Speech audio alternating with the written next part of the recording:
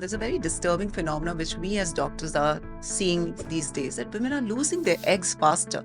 Today we are seeing women as young as 35 going into menopause. This is known as premature menopause. Women are now advised to freeze their eggs. Every woman is born with fixed number of eggs.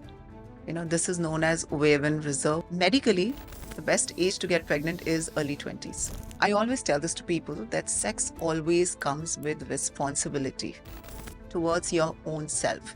The physical responsibility, the mental responsibility, and the emotional responsibility. What are the risks of having multiple partners, casual partners for sex? You can get pregnant. You could get sexually transmitted infections. Some of the STIs are which cannot be treated forever, which means they never leave you.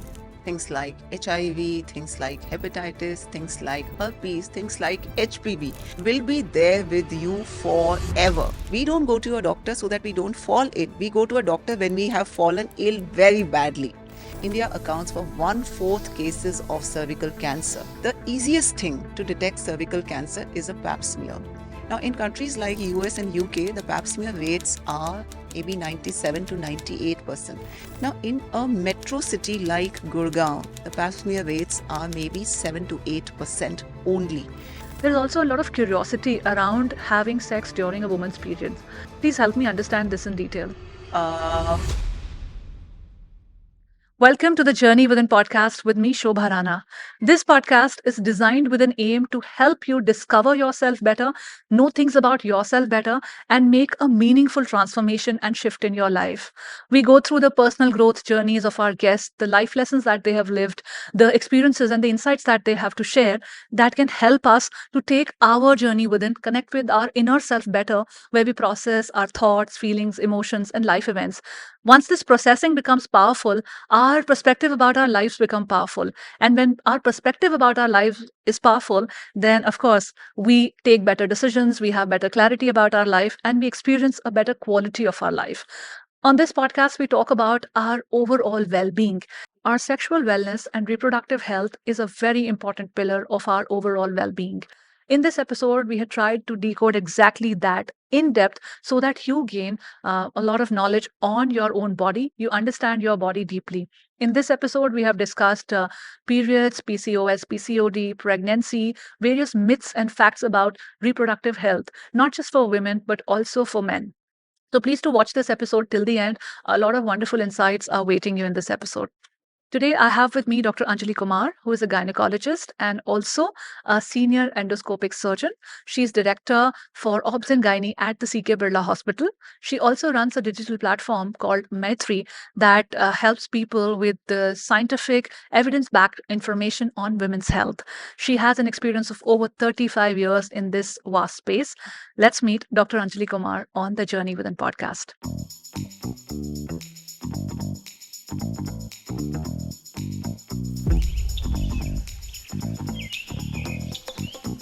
Hi, Dr. Kumar. I'm really excited to have this conversation with you. You have a tall experience of 35 years of helping women conceive and with their pregnancy, the whole thing. So we will get into that, but I want to start with the first thing first. I want to start this conversation with talking about sex, which is almost a taboo.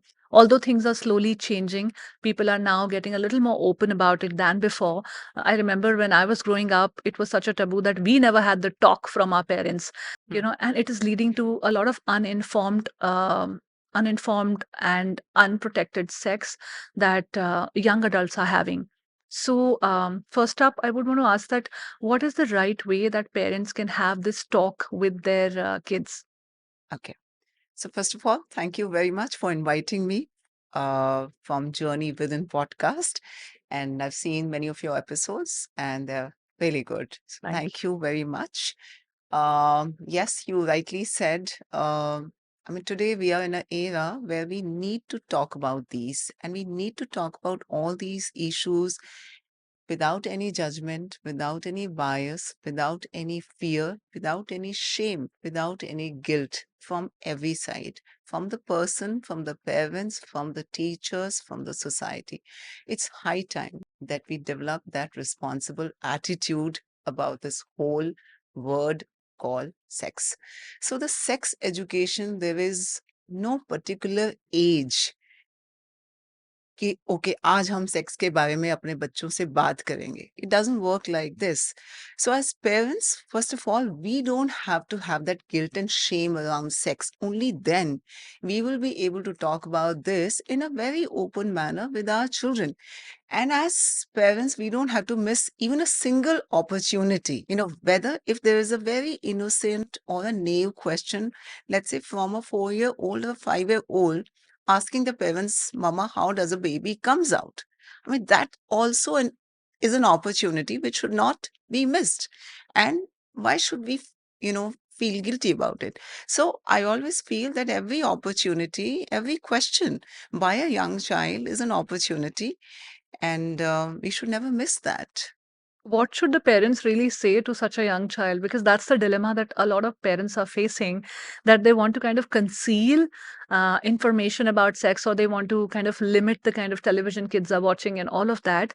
But when they're asking these questions out of their curiosity, parents are often confused to what should I So say? What is the right I'll tell thing? you a very interesting, uh, you know, episode, which was when my daughter, she was probably 5 years old. Yeah? So she was very intently watching a pigeon who had just laid eggs. And she very innocently asked me, कि Mama, pigeon का cesarean किसने किया होगा? Because she knew that I had a cesarean section and she came out through a cut on the mama's tummy. And I could have easily dodged that question. And I told her, all of us have a natural hole in the body through which the babies come out. And in case for some reason, the babies are not come out through that hole, then the doctors do a cesarean section to take the baby out. So in this case, the egg came out through that hole and she was satisfied. But I could have easily dodged that question. So we need to be little creative and, at the same time, very open and making the child feel that her question is absolutely genuine. And, there is no right or wrong in it. As a parent, we need to be having our own creativity in that, but never ever dodge that question. So, not invalidating the curiosity or the feelings that a young child or a young adult has Yeah. about sex. Yeah. I think that is one very major takeaway that we need to take. It's not even like that. We can wait for these conversations to happen. The times have evolved so Yeah. fast, and these days, very very young adults are engaging into sex, and since they come very uninformed, it Hmm. leads to unprotected sex as well. What are the dangers of unprotected sex in young adults? Absolutely dangerous. And the so called new trend of casual sex is even more dangerous. It's like you meet someone random, have a casual sex, which may be unprotected many times. Absolutely not a great idea. Um, you know, I always tell this to people that sex always comes with responsibility towards your own self. The physical responsibility, the mental responsibility, and the emotional responsibility, which means that if you engage in sex, you need to understand first that I can get pregnant, I can get STIs. You know, there could be an emotional trauma in case we fall apart out of a relationship. So, in case you feel that you are ready to handle the physical part, the mental part, and the emotional part of that post sex, Experience. aftermath or experience, whatever you say, and it's absolutely okay. There is nothing wrong with sex. There is nothing wrong with premarital sex also, provided you have taken that decision rationally and with lot of responsibility, at least in your head. So when people come and tell me, "Oh, I did not know that I could get pregnant," I said, "Then why did you start it?" I mean, it's your it's your responsibility towards your own self, which is your body and mind, that you educate yourself first and then get into it. There's nothing wrong with it, absolutely, provided you prepare yourself for it. Dr. Kumar, you talked about casual sex, and these days, casual sex is becoming more and more prevalent. These days, people have multiple partners. So, I want to ask two questions here. A, what are the risks of having multiple partners, casual partners for sex? And B, what should we be aware of before engaging into sex with random casual people? So, number one, of course, you can get pregnant. Secondly, you could get sexually transmitted infection.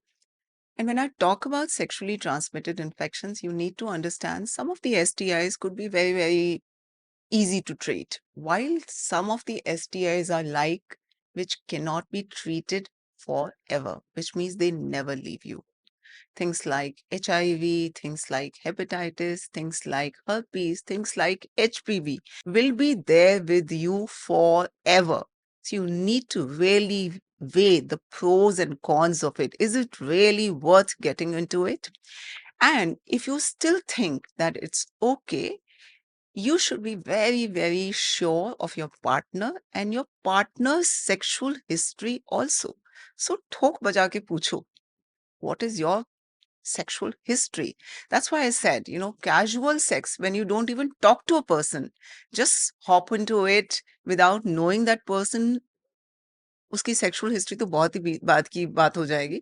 So that is why it's a very, very dangerous thing. I mean, for the scars which you might get, which could be the physical, scars of it, they could be very difficult to manage. Yeah, as an emotional intelligence coach, I had one client who came to me.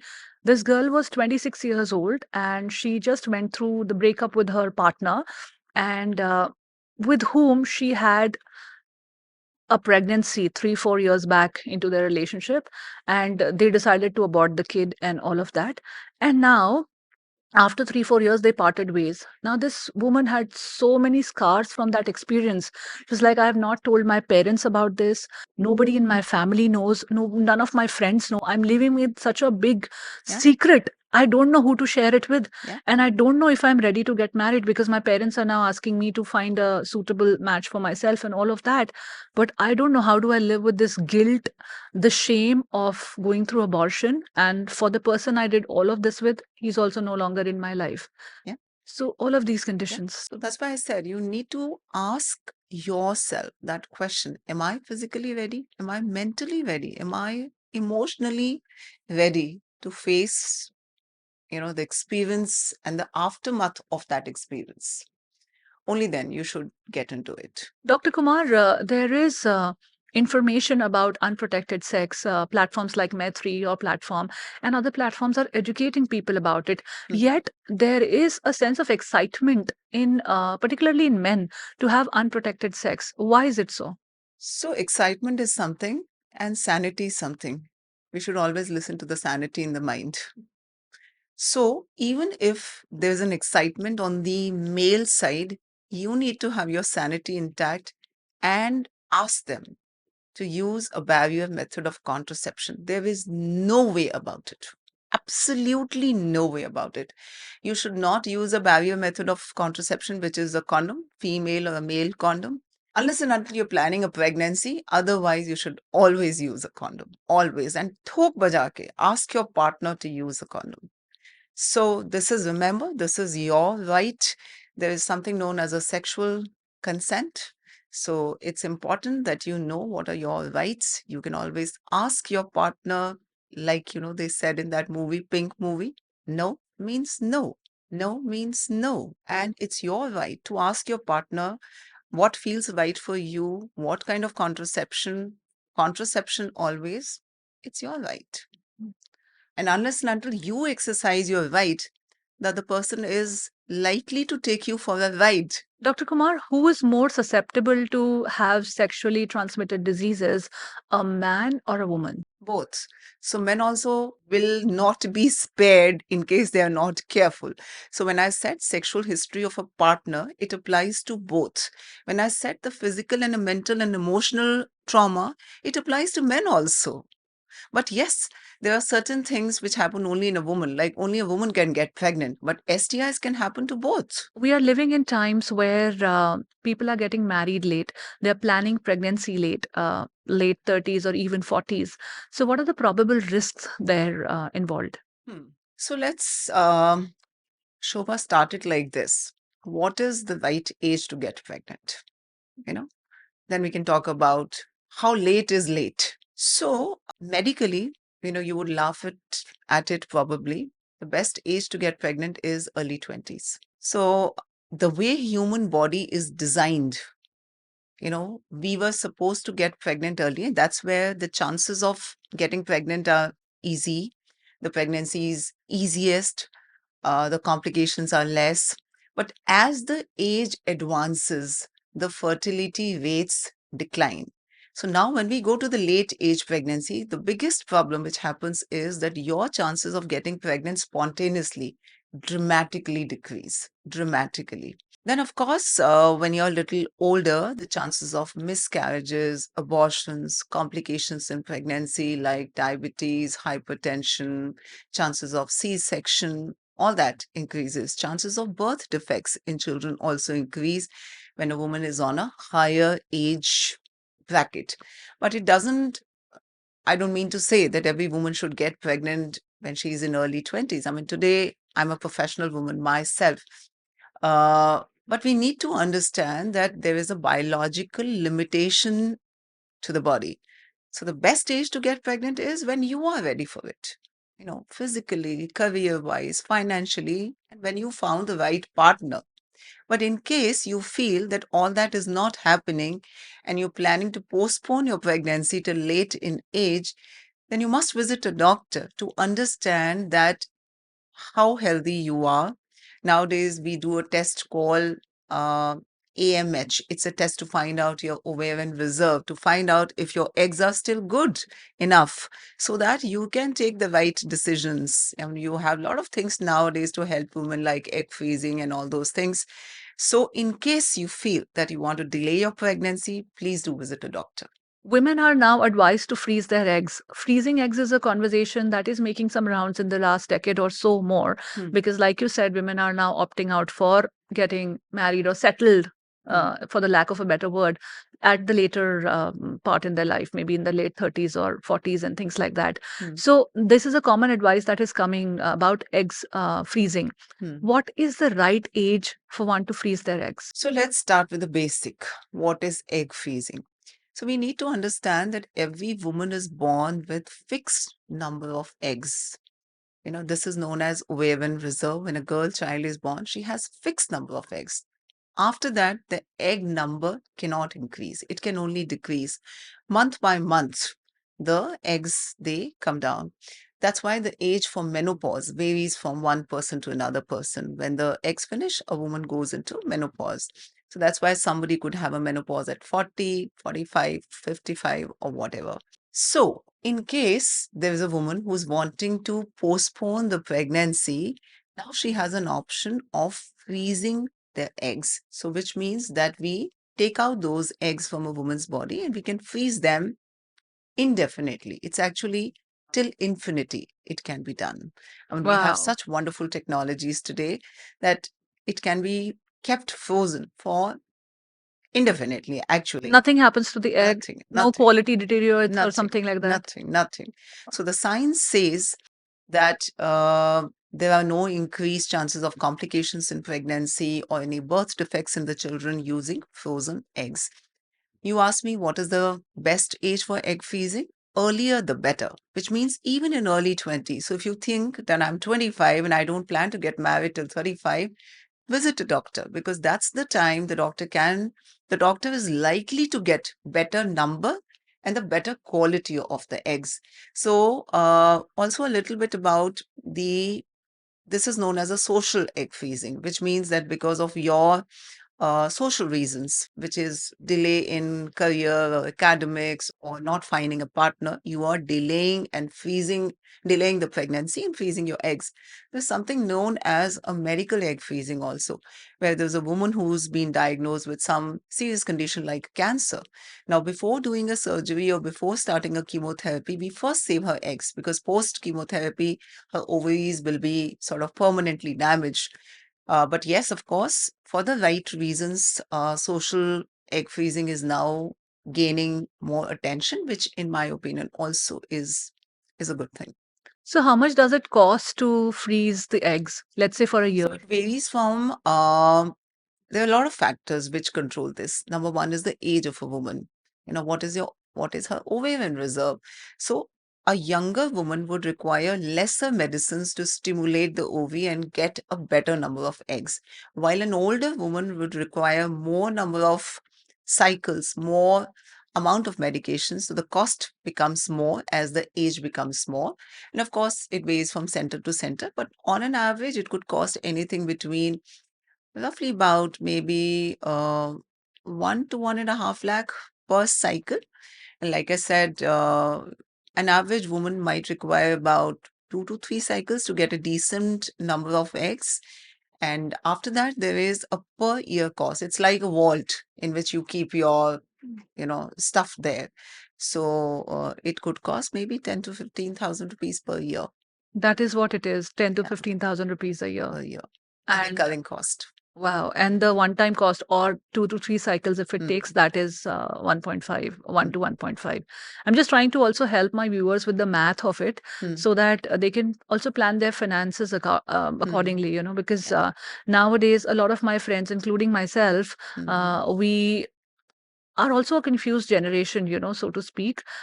Sometimes you lack clarity about, especially being pregnant.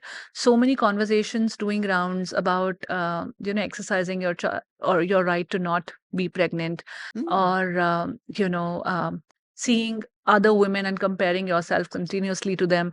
That people you see in senior higher positions, they have had either their kids very early on, or they are just doing very well in their careers. There are various factors, social factors also, those are leading mm, for sparking insecurities in women, mm. particularly about pregnancy. So we need to understand, our career aspirations and our biological clock.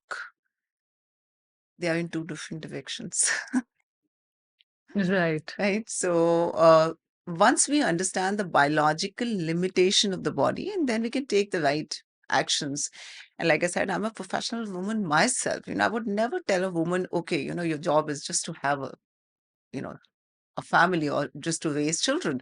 You need to understand whether you are ready to have a child or not. Absolutely okay. Whether you want to have a family, not have a family, how many number of children you want, it's your life, your decision, and you should be proud of whatever decision you have taken. But in case you're thinking that I want to postpone it little later, equip yourself with a better knowledge and the means to protect your eggs because Bhagwan ne ek fixed number ye eggs bana ke bheje. So, and also it's very, very important. For us to learn to protect our eggs. Now, there's a very disturbing phenomenon which we as doctors are seeing these days that women are losing their eggs faster. Today, we are seeing women as young as 35 going into menopause. This is known as premature menopause.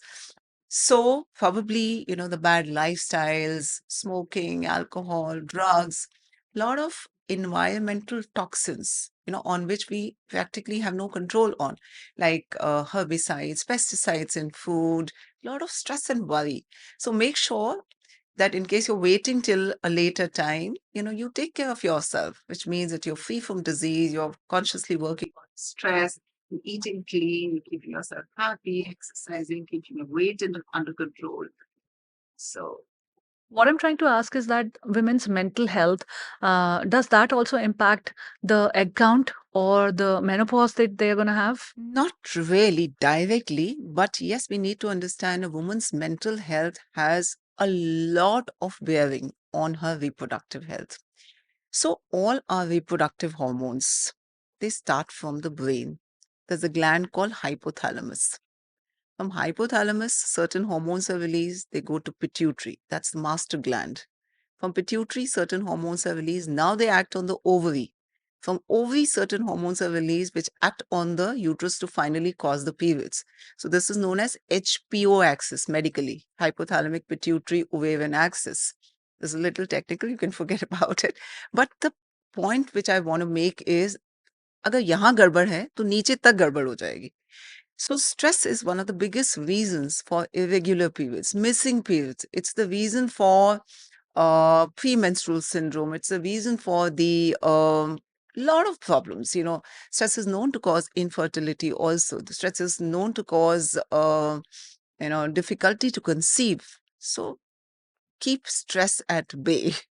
Stress can also impact the quality of the fetus or the. Not really directly. The quality of the fetus is a very big term.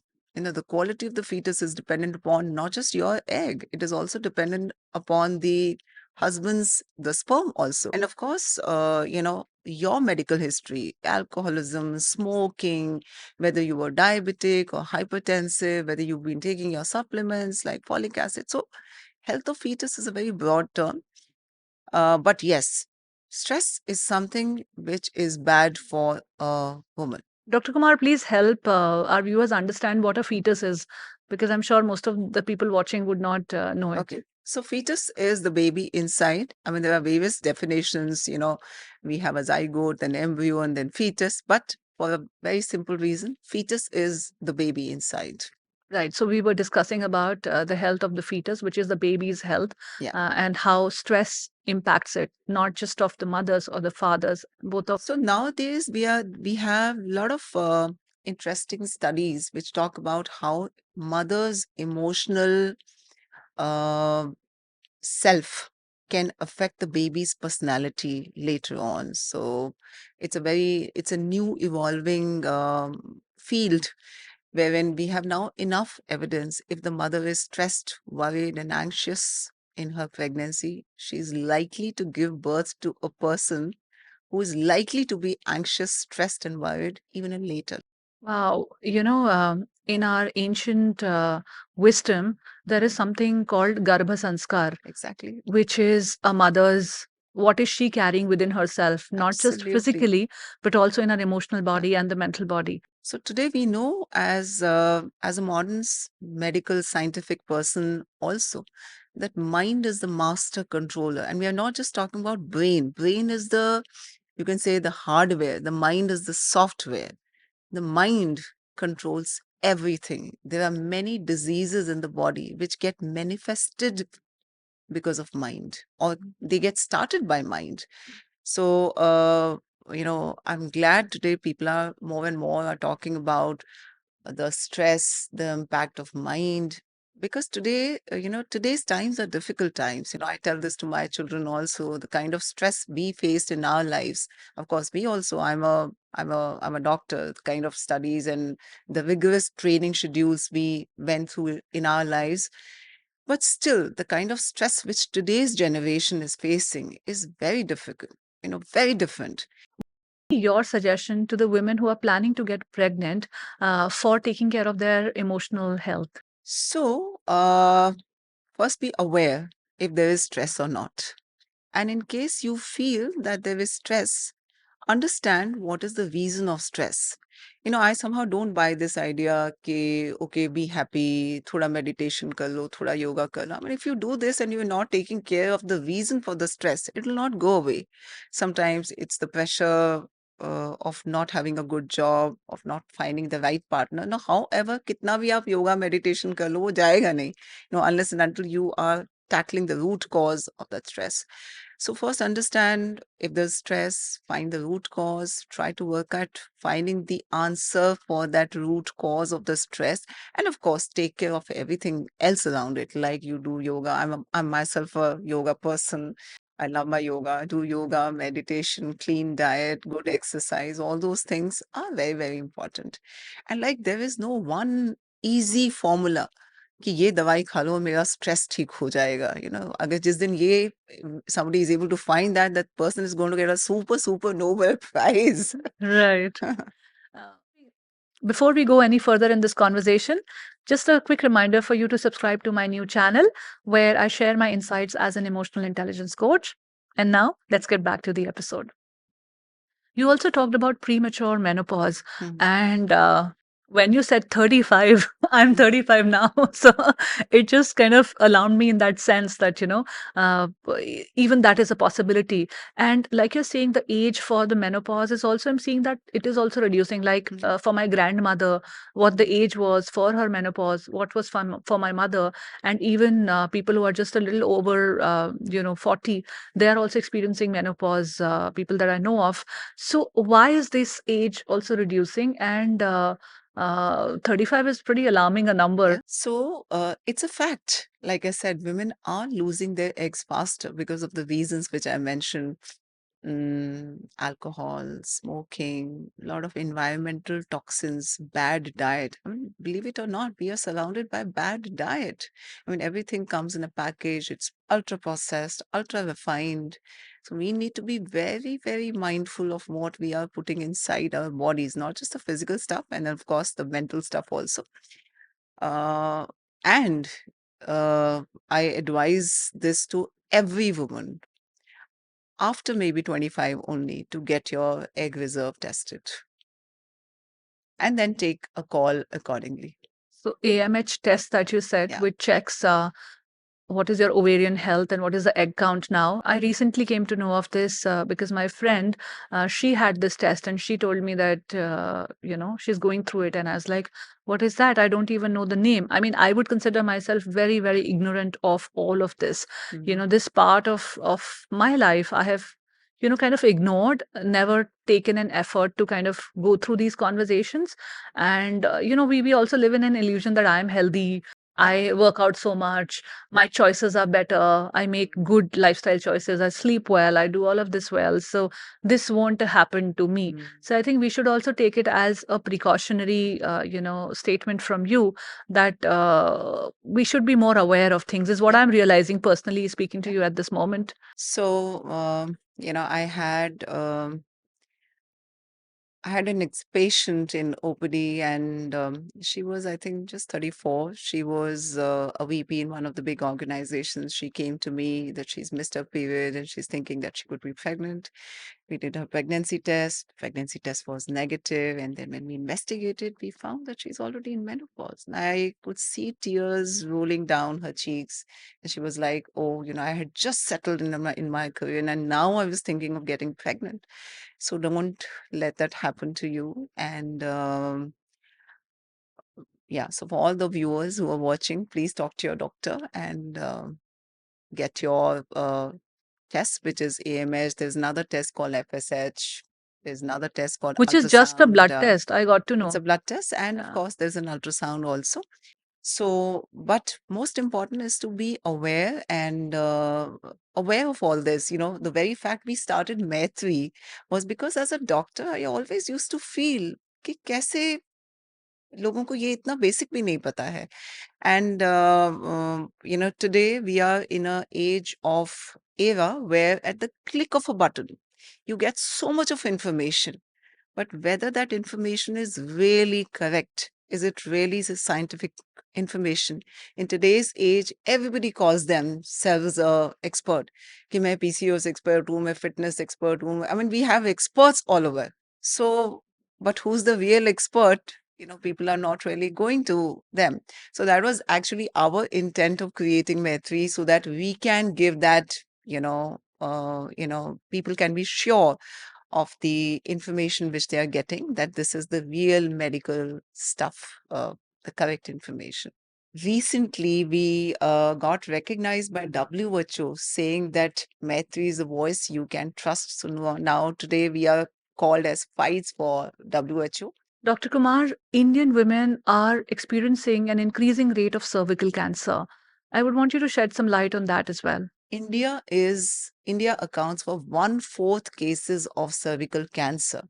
And we have to think, what is it wrong which we as Indian women done to get that cervical cancer? So the easiest thing to detect cervical cancer is a pap smear. Now, in countries like US and UK, the pap smear rates are maybe 97 to 98%. Now, in a metro city like Gurgaon, the pap smear rates are maybe 7 to 8% only. Now, forget about smaller cities, गांव में क्या हो रहा है वहां तो बिल्कुल ही नहीं पता है. Probably that's the reason India accounts for so many cases, because we don't go to a doctor so that we don't fall ill. We go to a doctor when we have fallen ill very badly. It's so surprising when I ask a urban woman, do you know what a pap smear is? And many times I get an answer, ma'am, what's pap smear? It's so sad. I mean, this means that as a society, as medical professionals, we need to be doing our bit more so that people get the right information. And once again, at Maitri also, we constantly keep talking about कि आपने अपना pap smear करवाया कि नहीं, आपने अपनी HPV vaccine ली कि नहीं ली की. So, I mean, these are basic things. Pregnancy or no pregnancy, it's your duty to protect yourself, your body. It's very, very important. Like you said, pap smear in the West, it's a policy that every 2 or 3 years, a woman has to go through a pap smear. Mm. It's a part of their medical policy, is what Yeah, something that I recently got to know. yeah, And in India, that is not a conversation at all. yeah. Like my friend who was recently visiting, she told me that, yeah, it's 2 years once you have to get it done. And I've gotten it done. I don't need to get it done here. But my other tests, I'm going to get Mm. it sorted with my gynae here. Mm. So I said, okay. She said, yeah, once every 2 years, you have to go through that test to Mm. kind of reduce your chances of or eliminate your chances of cervical cancer. Hmm. So, I would want to know more about the symptoms of cervical cancers from you. So there are a few facts which I want to change also, which you Mm. said. So number one, let's talk about what is cervical cancer. First of all, what is cervix? So cervix is the mouth of uterus. It's a part which is hidden deep inside your vagina, which means that outside you cannot see it. You cannot even, in many cases, feel it also. Cervical cancer is a cancer of cervix. So it typically happens because of a virus called HPV, which is the human papilloma virus. And there has been a recent talk about the vaccine. Vaccine is something which prevents the HPV from getting inside.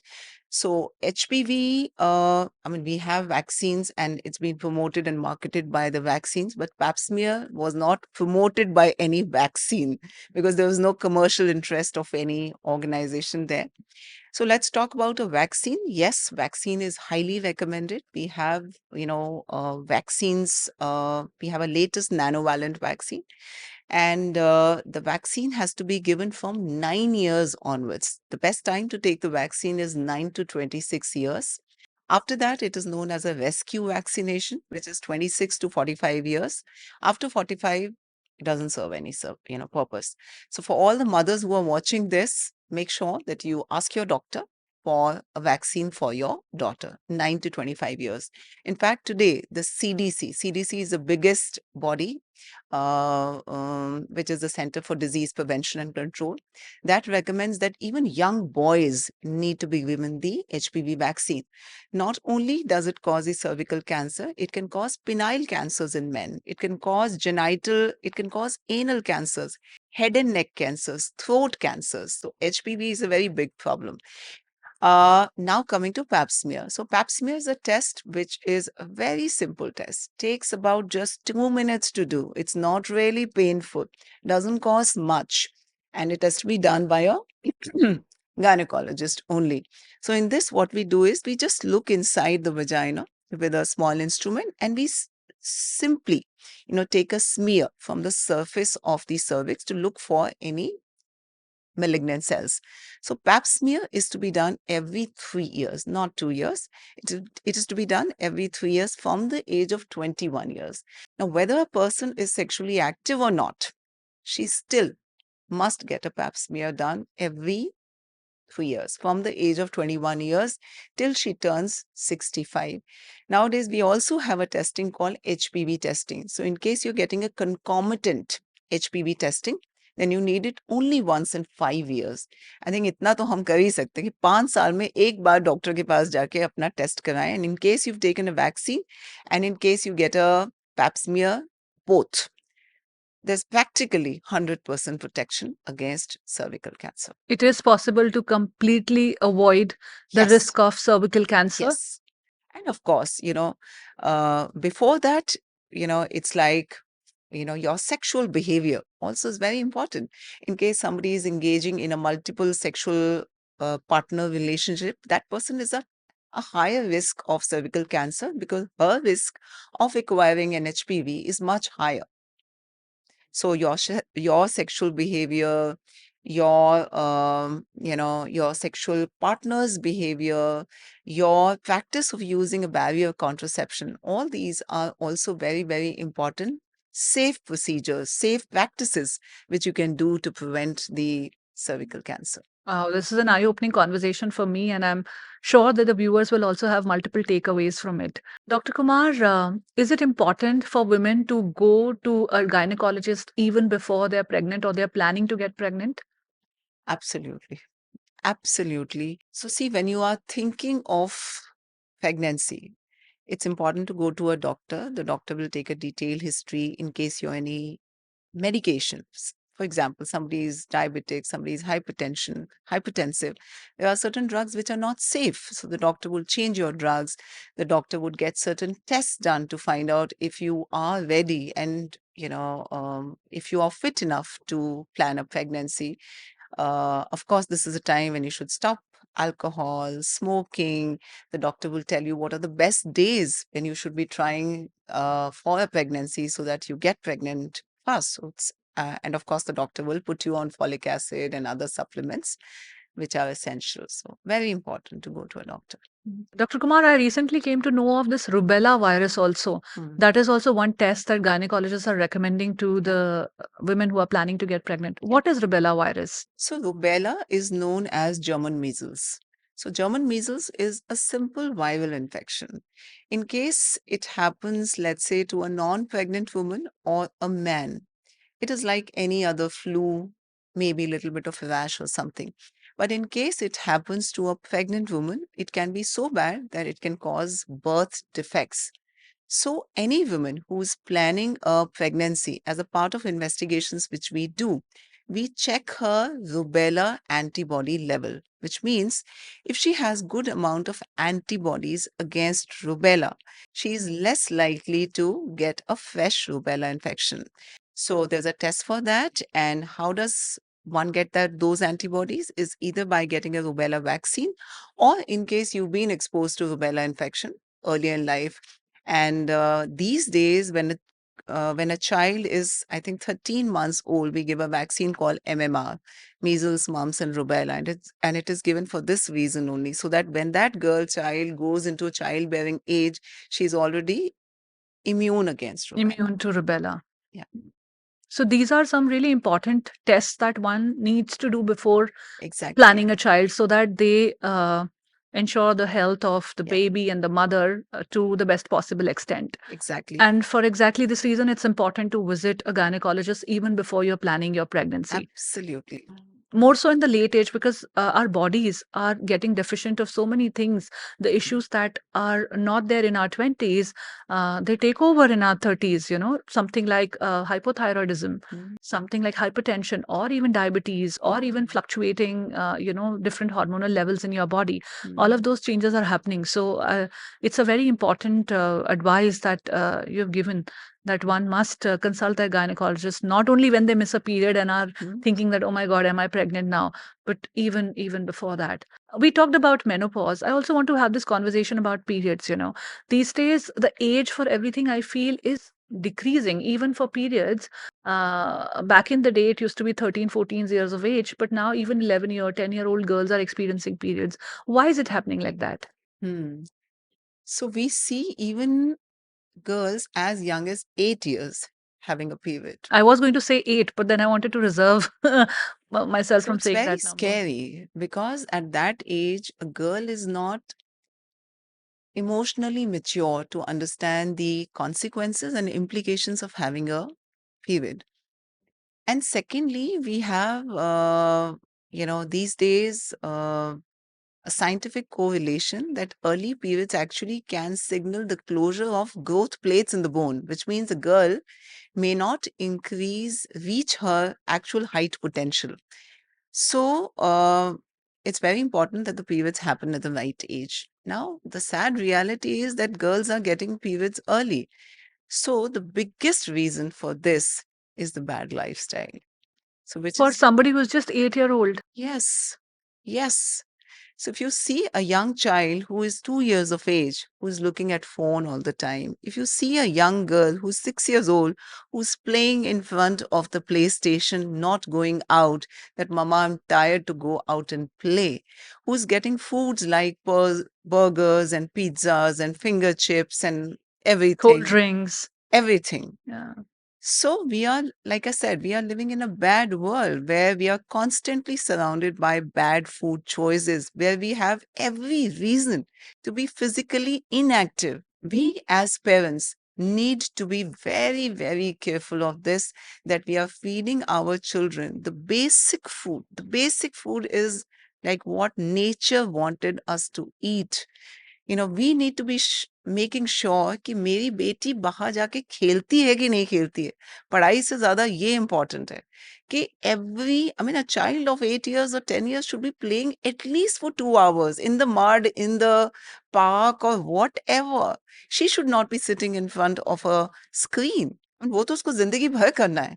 But this is the time when we need to be inculcating those things, in a young child.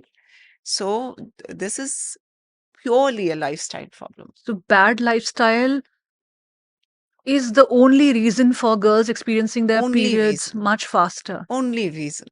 My God. So parents who are having their kids, their girls who are experiencing periods at the age of 8, 9, 10 years old, they must be very, very careful. But if it has happened, then can they take corrective Of measures? course. So, Will it periods help? don't come suddenly like this. So puberty typically has many stages. So in the beginning, the child starts to get, hair in the pubic area or the axillary area, then the breast bud comes. And then little later, the periods come. So in case a mother is noticing that the girl is showing these signs, it's important that she visits a doctor. The doctor can do certain tests. And in case we find that she's at risk of getting a period early, there are certain medicines which can be given to stall that hormonal process then and there only. Wow. So that the periods happen at the right age. Yeah. What is the right age or the ideal age for a girl to have her first period? So, technically, anything between, I would say, 11 years onwards is fairly Safe. okay. But by 16 years, in case a woman is not getting a period, that is another problem. But 11, 12 years is a pretty, like, There are, many problems decent age. attached to periods. One of the problems that is now becoming very, very prevalent is PCOS and PCOD. This condition is, I think I was reading a research and that said that 1 in every 4 women has PCOS or PCOD, or at least the symptoms. So what is it exactly? What is PCOS and PCOD, and what's the difference between the two? So actually, it's all same. PCO, PCOD, PCOS, they're all one and the same thing. So as the name suggests, PCO stands for polycystic ovary. So in this, the ovary is studded with tiny, tiny multiple cysts, and these cysts produce abnormal hormones, which can lead to irregular periods, acne, lot of hair in the body, and weight Weight gain. gain, later on infertility, later on cancers, sleep apnea, diabetes, hypertension.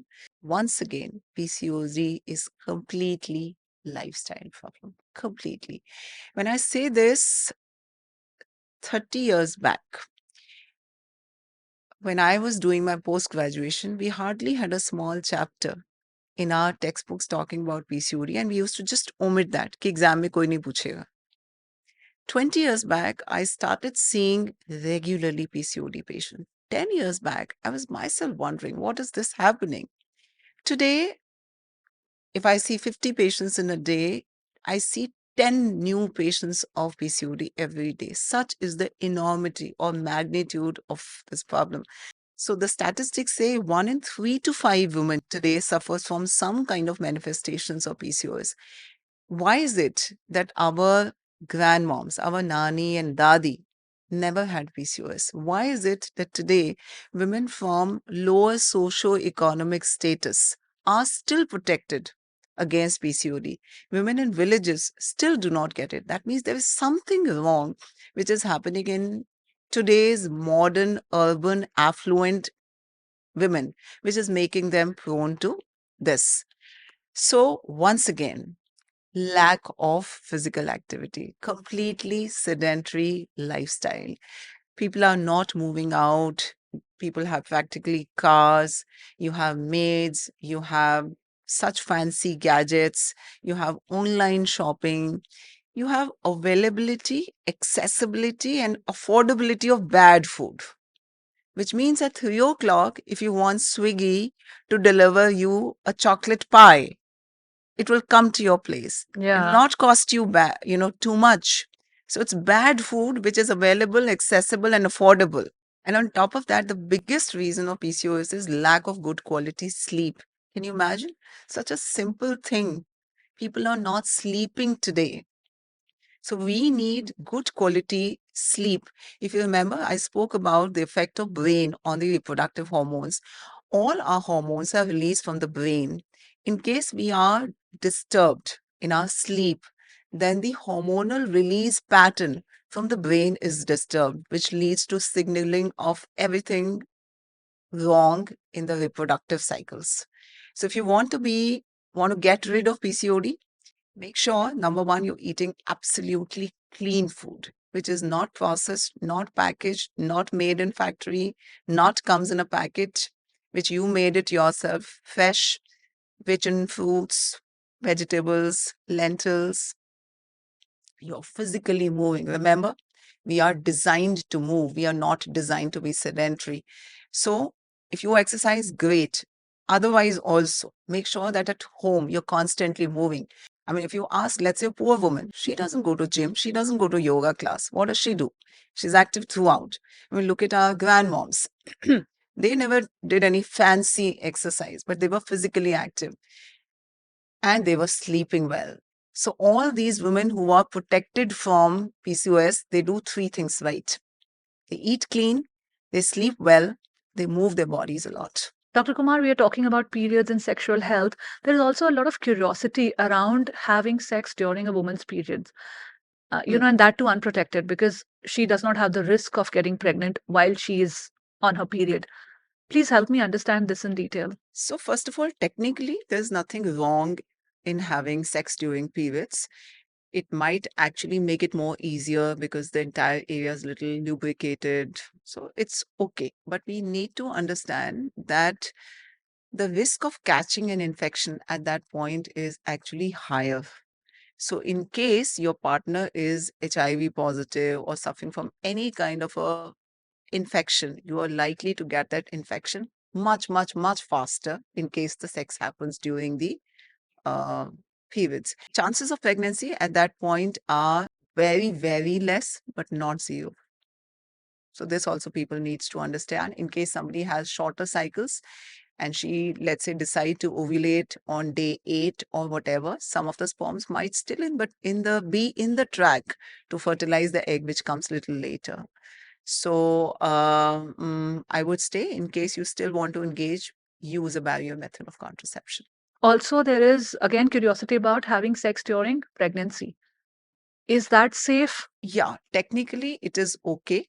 Uh, unless and until your doctor has told you to refrain from it because of some medical reasons, like somebody is having some kind of pain or bleeding, somebody is at a risk of premature labor or abortions. Otherwise, as long as the sex is done in a position which is comfortable to mother, it is not done too forcefully, it should be okay. I also want to talk about vaginal health now. Women, as such, we as human beings are very insecure people. A lot of decisions that we take in life, a lot of emotions that we feel are basis insecurity. And one of the reasons for women in insecurity is also their vaginal health. You know, from a very young age, as a girl, you are told different names for your vagina. You are, told to not talk about certain things, to not wear certain clothes, to not sit in certain positions, etc., etc. So there is an inherent feeling of shame or an inherent feeling of insecurity, particularly about your vagina. And once you hit your puberty and as you grow older, you also experience the smell in your vagina. So, is that real? Do all women have this vaginal smell? And how does that lead to increasing insecurity in women? So first of all, it's very, very sad that that women are made to feel insecure about the way they look down there. Nobody talks to a man how they look down there. It's very, very sad. So it's important for the woman to stand up and own up that space. That's very important, and that's where the role of the family comes in, that we need to be talking to our daughters in a little more open manner and telling them that it's important to talk about the period, saying the word period. Don't say I'm chumming. I don't know from where this damn word has come. I find it so irritating. When people say I'm down, I ask them, why do you say that you are down? So stop saying that I'm down, I'm chumming. Why? Say that I'm having a period. Khatam. Bas. Now, coming to the vaginal health, number one, there is nothing like a perfect vagina. Like there's nothing like a perfect face. All of us have different, even though we have two eyes, one nose, but each one's face is unique. Similarly, the vulva, even if it is labia majora, minora, लेकिन सबका अलग होता है, which is okay. The vaginal skin, or rather, let's say it like the vulval skin is dark by nature. It is supposed to be dark.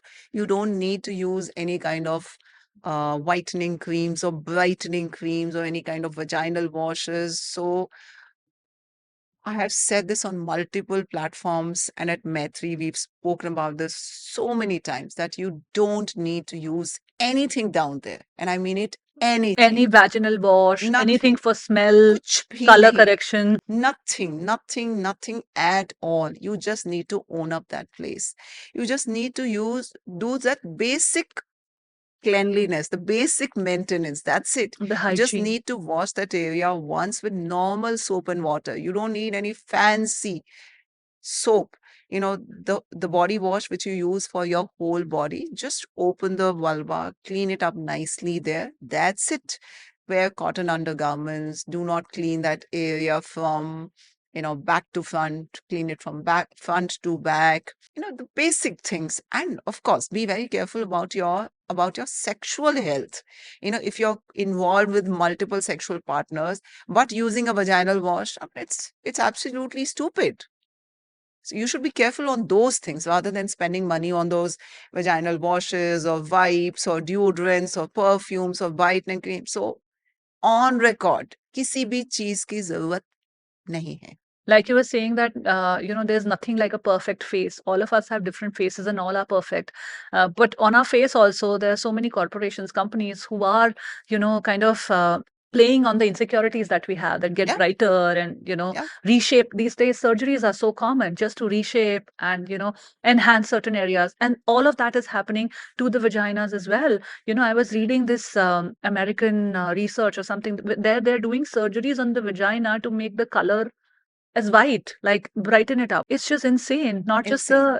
Not just the creams and Insane all. is the word. Yeah. All apex scientific bodies like American College of Obstetrician and Gynecologist, RCOG, everyone says that all genital cosmetic surgeries are not right. They actually serve to increase the insecurities in the mind of women, and they have their own medical risks like causing infections, scarring, nerve damages. And in case your partner is asking you to do it, think about the partner again. Right. The question that I ask all of my guests at the end of the podcast is their definition of success.